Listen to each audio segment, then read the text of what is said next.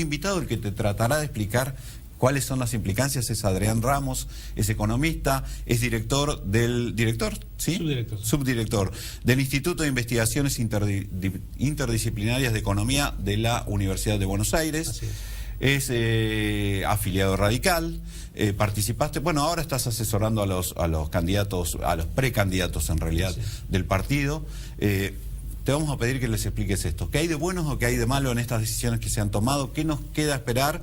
¿Y qué nos puede deparar el escenario internacional? Porque se está viendo que algunas cosas se están modificando de manera bastante evidente. Esa es la propuesta para hoy. Acompañanos.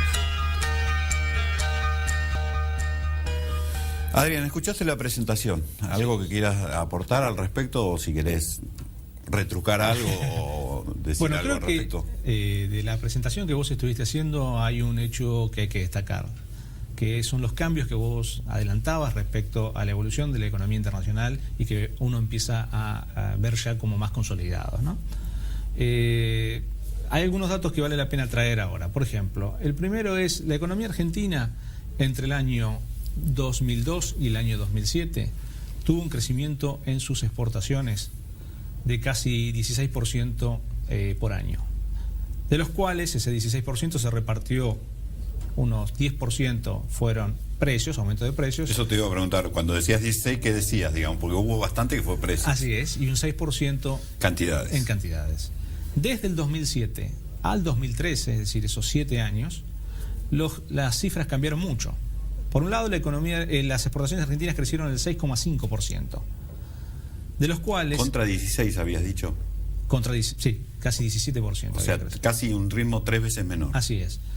Y en este 6,5%, 6,4% fue por precios que siguieron subiendo durante ese periodo y 0,1% cantidades. Es decir, que tenemos desde el año 2007 y hasta el 2013 en la cifra que te estoy dando, pero el 2014 aún más, porque en el 2014 las cantidades están cayendo, tenemos 7 años que van a tener una caída en las cantidades exportadas de la economía argentina. Y como vos sabés muy bien, las exportaciones son las que generan los dólares genuinos o las divisas genuinas para la economía de un país.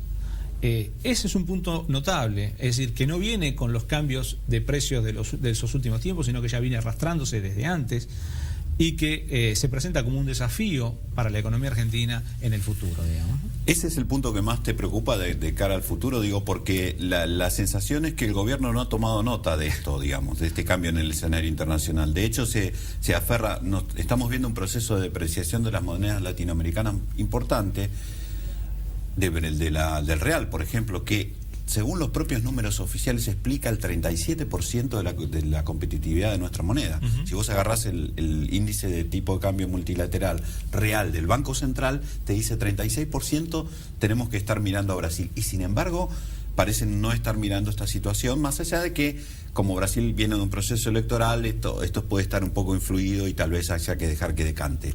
Pero claramente lo que hay es un proceso de revalorización del dólar a nivel global que empieza a impactar en los commodities. Con lo cual, acá se sentaron sobre la gallina de los huevos de oro, básicamente sobre la soja, o eso es lo que uno ve, y ahora que además no exportamos menos cantidades, si nos cae el precio, ¿qué pasa? Ese es el punto. Es decir, yo lo que te quería marcar es que esta tendencia, primero, ya lleva varios años.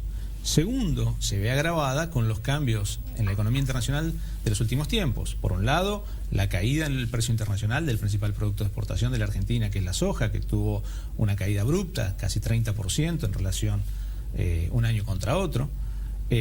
Por otro lado, como vos decías bien, la depreciación de las monedas de sus socios comerciales, fundamentalmente Brasil, asociado con la apreciación de la moneda norteamericana, y hacia adelante probablemente una suba de la tasa de interés internacional que hemos tenido afortunadamente durante un tiempo prolongado en niveles prácticamente cero, la tasa de interés de los países desarrollados. Inédito en la historia. Así es, con una hiperliquidez en la economía mundial. Esto que veníamos favoreciéndonos en los últimos años pareciera que ha tomado un camino de cambio junto con la desaceleración de la economía china. Hay varios indicadores de que hacia adelante el viento de escola está descartado y que no sé si tendremos viento de frente, pero que la economía mundial no nos va a traer noticias buenas como las que nos trajo en la última década. Entonces, para mí, el principal problema de la economía argentina hacia adelante es volver a retomar una senda de crecimiento como la que tuvo ya hace bastante tiempo, y que se estabilizó en tasas de crecimiento bastante moderadas, incluso estancamiento en los últimos años, y para eso necesitamos recuperar el crecimiento de las exportaciones, que es donde se generan las divisas genuinas, digamos, ¿no?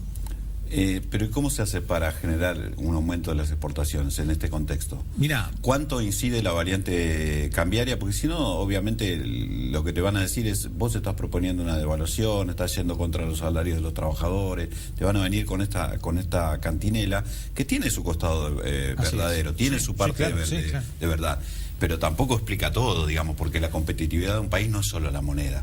Pero si tenés costos logísticos tan altos como tenés, nunca hiciste el grano carga, pese a que lo anunciaste 10 años y la producción sigue andando por rutas que están en mal estado o por vías navegables que también siguen estando bastante deterioradas, me parece que el problema de competitividad es más amplio. ¿Estás hablando de una devaluación o estás hablando de qué cuando decís cómo estimulamos las exportaciones? Primero, los tipos de cambio requete altos, como alguna vez alguien dijo, no son buenos por varias razones. Una que vos mencionabas, digamos, ¿no? Que eso implica probablemente caída en los niveles de consumo y en los niveles salariales.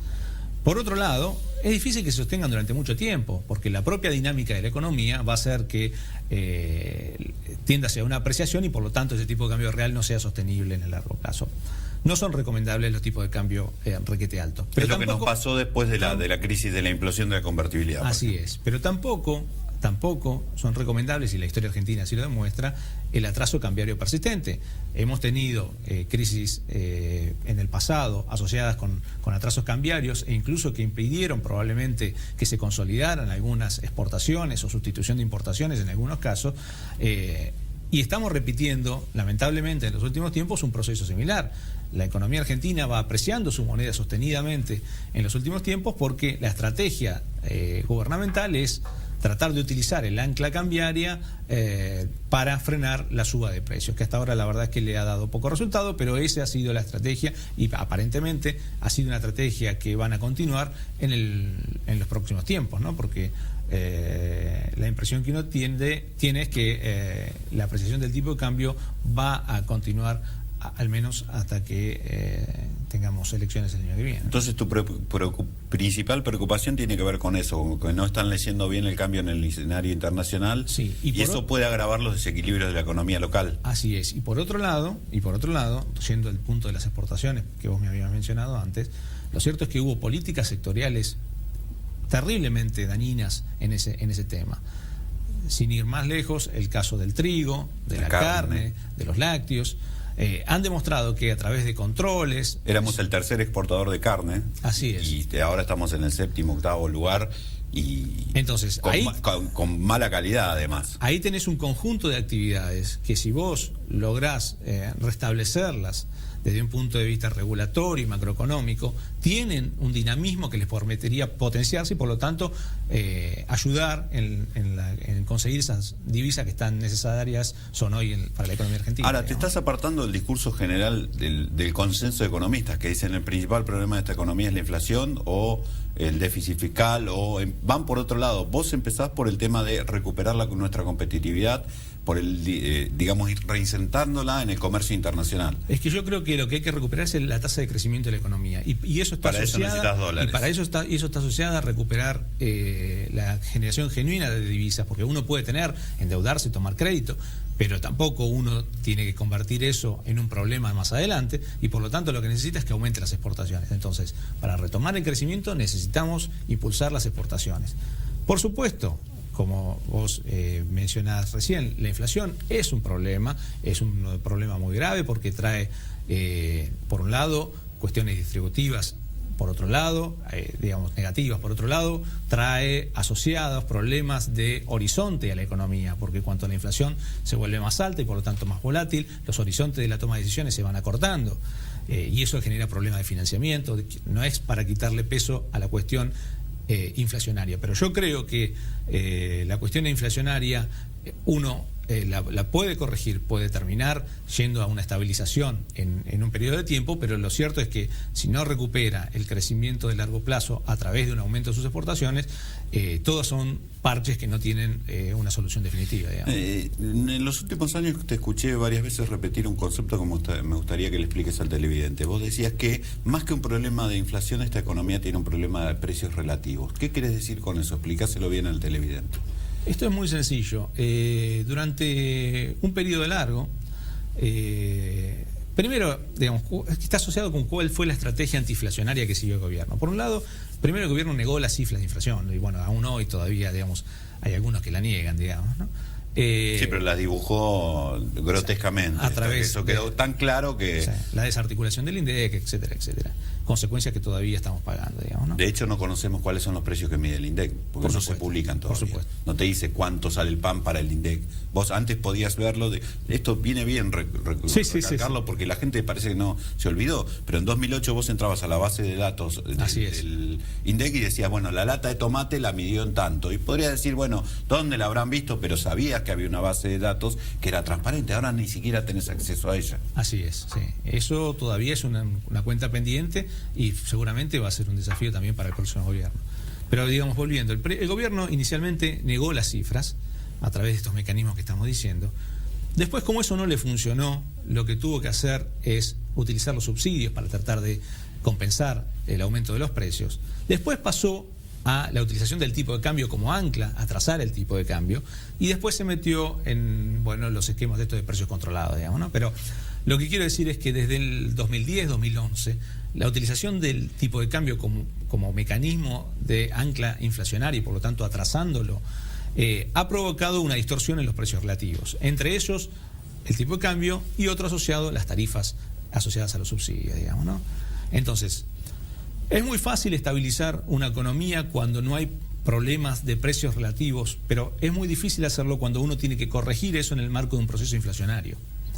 Entonces, el desafío principal para cualquier gobierno que venga es esta doble operación: bajar la tasa de inflación, pero al mismo tiempo que los equilibrios de los precios se registren en la economía, digamos, ¿no? Y han llegado a un punto tal que va a ser difícil de corregir esa distorsión, digo, porque el otro día leía que si le sacan el subsidio, el boleto de colectivo urbano va a 15 pesos, una cosa así. Así es, sí. La acumulación durante un periodo prolongado. Obviamente si lo pones a 15 pesos no puede. No, es imposible. Hay un estallido social. Nadie haría eso, sería una locura.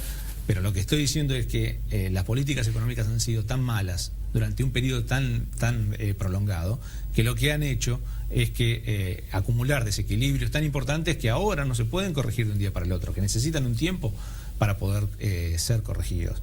Y aparte, subsidios que en buena medida tuvieron un sentido bastante regresivo desde el punto de vista de la distribución, porque favoreció sobre todo a los sectores más acomodados, concentrados en los centros urbanos y muy distinto ha sido en el resto del país, digamos, ¿no? Así que no solo ha sido un problema que al inicio eran un problema sectorial y se transformó en un problema macroeconómico, sino que también tiene un problema distributivo al mismo tiempo. Así es una tarea que no se va a resolver de un día para el otro, que hay que hacer un programa integral que incorpore todas estas variables y que va a llevar un tiempo ir desarrollándola. En el próximo bloque, porque vamos a ir a una pausa, te voy a preguntar si no es un problema que los agentes económicos se hayan acostumbrado a este ambiente indexatorio. Sí, claro. Y cómo se desarman precisamente esa cuestión y cómo se buscan estabilizar las variables en el plazo que se pueda. Eso para el próximo bloque.